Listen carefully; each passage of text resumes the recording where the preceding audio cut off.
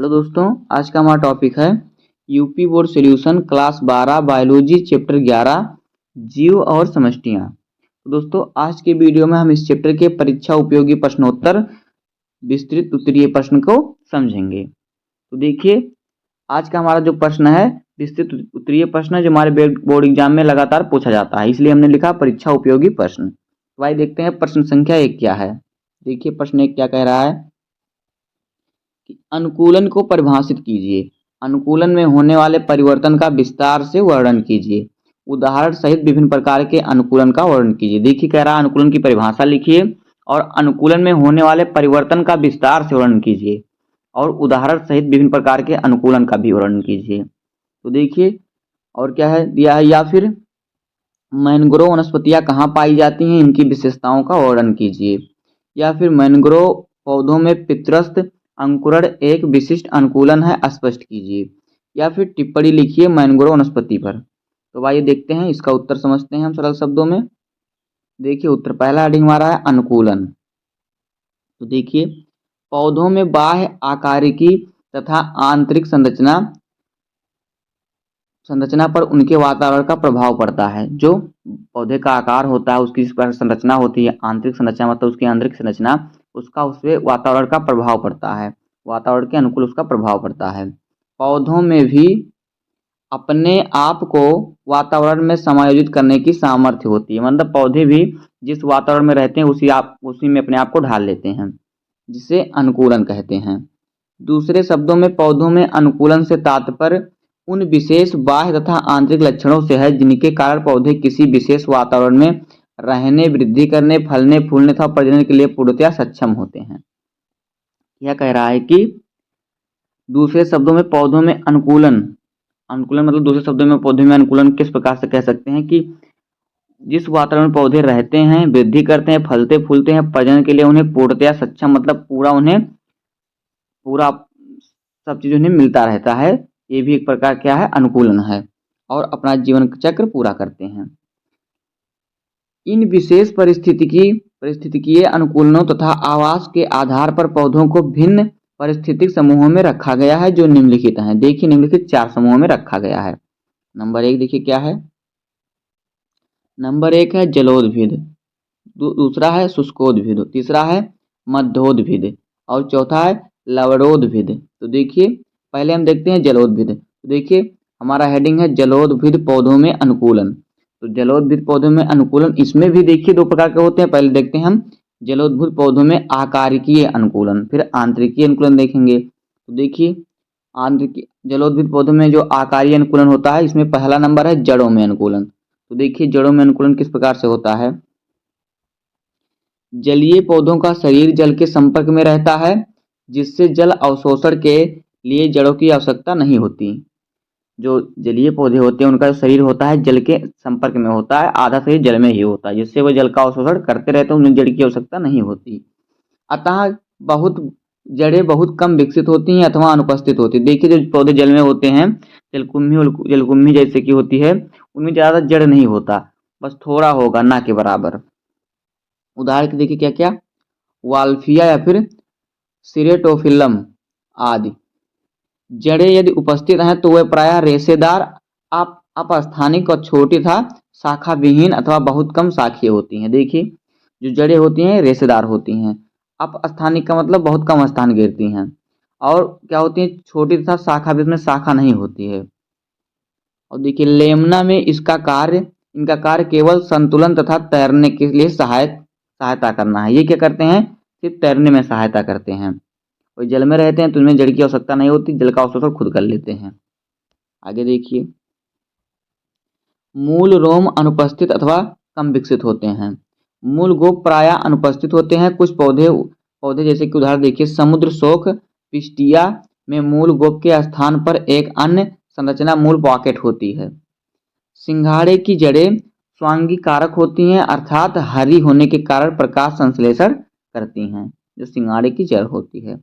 अब देखिए इसमें दूसरा नंबर, जलोदभिद में दूसरा नंबर देखिए क्या, तनों में अनुकूलन। तो देखिए जल निमग्न पौधों में तने प्रायः लंबे, पतले, मुलायम और स्पंजी होते हैं, जिससे पानी के बहाव के कारण इन्हें हानि नहीं होती।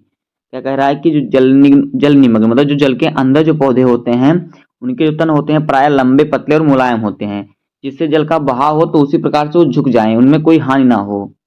स्वतंत्र तैरक पौधों में तना तना पतला होता है तथा जल की सतह पर क्षैतिज दिशा में तैरता है, जैसे कि एलोजा, समुद्र शोक तथा पिस्टिया में तना छोटा मोटा तथा स्टोलन के रूप में होता है। आगे देखिए, स्थिर तैरक पौधों में तना धरातल पर फैला रहता है, इसे प्रकंद कहते हैं। यह जड़ों द्वारा कीचड़ में स्थित रहता है। उदाहरण के लिए जलकुंभी तथा निलंबियम। तीसरा नंबर देखिए, पत्तियों में अनुकूलन। तो देखिए, जल निमग्न पौधों में पत्तियां पतली होती हैं। बेलिसनेरिया में ये लंबी तथा फीतेनुमा होती हैं। जो बेलिसनेरिया है इसमें क्या होती हैं, पत्तियां लंबी तथा फीतेनुमा होती हैं। और फिर देखिए, पोटामोजेटोन में लंबी रेखाकार होती हैं पत्तियां तथा सिरेटोफिल्लम में ये महीन तथा कटी फटी होती हैं। तैरक पौधों की पत्तियां बड़ी, चपटी व पूर्ण होती हैं। जलकुंभी की पत्ती की ऊपरी सतह पर मोमीय पदार्थ की परत होती है तथा पर्णप्रिंत लंबे होते हैं, वह श्लेष्म से ढके रहते हैं। सिंगाड़े तथा समुद्र शोक में पर्णप्रिंत फूला होता है तथा स्पंजी होता है। आगे देखिए, कुछ जलस्थलीय पौधे जैसे कि सेजिटेरिया तथा जल धनिया आदि विषम पर्णी दशा होती है, मतलब इनमें पत्ती नहीं होती। इसमें जल निमग्न पत्तियां अधिक लंबी कटी फटी होती हैं। इनमें जो पत्तियां होती हैं कटी फटी होती हैं। विषम पर्णी मतलब पत्तियां जो होती हैं कटी फटी होती, ना के बराबर होती हैं। जल की सतह पर तैरने वाली पत्तियां अथवा वायवीय पत्तियां चौड़ी व पूर्ण होती हैं। यह अनुकूलन प्रकाश प्राप्ति के लिए होता है। जल निमग्न पौधों की कटी फटी पत्तियां अधिकतम प्रकाश ग्रहण करने का प्रयास करती हैं। अब देखिए चौथा नंबर, पुष्प व बीज में अनुकूलन। तो देखिए, जल निमग्न पौधों में प्रायः पुष्प उत्पन्न नहीं होते। जहां पर पुष्प उत्पन्न होते हैं उनमें बीज नहीं उत्पन्न होते। तो ये हो गया हमारा जलोद्भिद का। अब देखते हैं नंबर दूसरा, शुष्कोद्भिद। तो देखिए, दूसरा हेडिंग हमारा है शुष्कोद्भिद। तो देखिए, मरुद्भिद पौधों में क्या होता है, अनुकूलन आई। इसका अध्ययन विस्तृत उत्तरीय प्रश्न संख्या 2 के उत्तर में करेंगे। देखिए, जो दूसरा प्रश्न है उसमें हम इसका उत्तर समझेंगे। अब देखिए क्या है, मध्योद्भिद। समोद्भिद पौधों में अनुकूलन। देखिए, मध्योद्भिद पौधे उन स्थान पर उगते हैं जहाँ की जलवायु ना तो बहुत शुष्क होती है और ना ही बहुत नम होती है, मतलब जहाँ पर सुहाना मौसम रहता है, ना अधिक गर्मी ना अधिक ठंडी, तथा ताप व वायुमंडल की अपेक्षिक आर्द्रता भी साधारण होती है। ये पौधे शाक, झाड़ी व वृक्ष सभी रूपों में होते हैं। उदाहरण के लिए गेहूं, चना, मक्का, गुड़हल, आम, शीशम, जामुन आदि। यद्यपि इन पौधों में जलोद्भिद तथा मरुद्भिद पौधों की भांति विशिष्ट संरचनात्मक क्रियात्मक अनुकूलन तो नहीं होते, परंतु कुछ अर्थों में जलोद्भिद व मरुद्भिद पौधों के बीच स्थिति रखते हैं। इनके प्रमुख लक्षण निम्नलिखित हैं। देखिए, जड़ तंत्र सुविकसित होता है। जड़ें सामान्यतः शाखित होती हैं। इनमें मूल रोम व मूल गोप पाए जाते हैं। तना वायवीय, ठोस तथा जाति के अनुसार स्वतंत्र रूप से शाखित होता है। पत्तियां प्रायः बड़ी, चौड़ी तथा विभिन्न आकृतियों की होती हैं। प्रायः क्षैतिज दिशा में रहती हैं तथा इन पर रोम व मोमीय परत आदि नहीं होती। बाह्य त्वचा सुविकसित होती है। सभी वायवीय भागों की बाह्य त्वचा पर उप त्वचा का पतला अस्तर होता है। उनकी त्वचा पर भी एक त्वचा होती है। रंध्र प्रायः पत्तियों की दोनों सतहों पर होते हैं, यद्यपि इनकी संख्या निचली सतह पर अधिक होती है। आगे देखिए, पर्ण मध्योतक ऊतक, खंभ ऊतक व स्पंजी मृदु ऊतक में विभेदित होती है। संवहन ऊतक तथा यांत्रिक ऊतक विकसित होते हैं तथा भली प्रकार विभेदित होते हैं। इन पौधों में प्रायः दोपहर के समय अस्थायी मलानता देखी जा सकती है। लवणोद्भिद पौधों में अनुकूलन। अब देखिए चौथा है लवणोद्भिद पौधों में अनुकूलन। तो देखिए इसमें क्या है, आगे देखते हैं। लवणोद्भिद पौधों में आकारीय अनुकूलन। तो देखिए, लवणोद्भिद पौधों में मैंग्रोव वनस्पतियां भी कहते हैं। जो लौहरोधित पौधा है इसे मैनग्रोव वनस्पतियां भी कहते हैं। हमारा क्वेश्चन में मैनग्रोव वनस्पतियां भी पूछा था। इनकी विभिन्न भागों में बाह्य संरचना में निम्नलिखित विशेषताएं अथवा अनुकूलन प्रमुख है। तो देखिए नंबर 1 है जड़। तो देखिए जड़ें दो प्रकार की होती हैं, एक वायवीय एक भूमिगत। वायवीय जड़ें दलदल से बाहर सीधी निकल जाती हैं और खूंटी जैसी संरचनाओं के रूप में दिखाई देती हैं। ये जड़ें ऋणात्मक गुरुत्वाकर्षी होती हैं। इन पर अनेक छिद्र होते हैं। ये जड़ें श्वसन का कार्य करती हैं। ऋणात्मक गुरुत्वाकर्षी मतलब वो क्या करते हैं, उल्टी तरफ उनका आकर्षण होता है। इन्हें श्वसन मूल भी कहते हैं। उदाहरण के लिए देखिए क्या है, सोनेरेसिया तथा एबीसिनिया आदि श्वसन मूलों द्वारा ग्रहण की गई ऑक्सीजन न केवल जल निमग्न जड़ों के काम आती है, बल्कि उसे रुके लवणीय जल में रहने वाले जंतु भी प्रयुक्त करते हैं। राइजोफोरा में प्राप्त मूल भी होता है, जो दोनों पौधों के दलदल वाली भूमि में स्थिर रहता है। क्या होता है, राइजोफोरा में जो होता है प्राप्त मूल होता है, जो पौधों के दलदल वाली भूमि में स्थिर होता है। देखिए दूसरा नंबर है तना। तने प्रायः मोटे मांसल व सरसे होते हैं। किसमें ये है, शुष्कोद्भिद पौधों में है। और फिर देखिए ना, लौहरोधित पौधों में है। तीसरा देखिए पत्तियां प्रायः मोटी व सरस होती हैं। ये सदाहरित होती हैं। कुछ पौधों में ये पत्तियां पतली व छोटी होती हैं। अब देखिए चौथा नंबर क्या है, पित्रस्थ अंकुरण। देखिए मैनग्रोव पौधों में पित्रस्थ अंकुरण एक विशिष्ट अनुकूलन है। प्रायः बीजों को अंकुरित होने के लिए ऑक्सीजन की आवश्यकता होती है। लवणीय दलदल में ऑक्सीजन की कमी होती है, अतः बीज मात्र पौधों पर फल के अंदर रहते हुए भी अंकुरित हो जाते हैं। देखिए इन पौधों में क्या होता है, जो बीज होते हैं पौधे पर फल के अंदर लगे रहते हैं, वहीं पर ये अपना अंकुरण कर लेते हैं, वहीं पर ये जमने लगते हैं। इस गुण को पित्रस्थ अंकुरण कहते हैं। अब देखिए शारीरिकी अनुकूलन। तो देखिए शारीरिक अनुकूलन में नंबर 1 है जड़ों में अनुकूलन। तो देखिए जड़ की आंतरिक संरचना में निम्न अनुकूलन विशेषताएं पाई जाती हैं। नंबर 1, भूमिगत जड़ों में चारों ओर बहुस्तरीय कार्क पाई जाती है।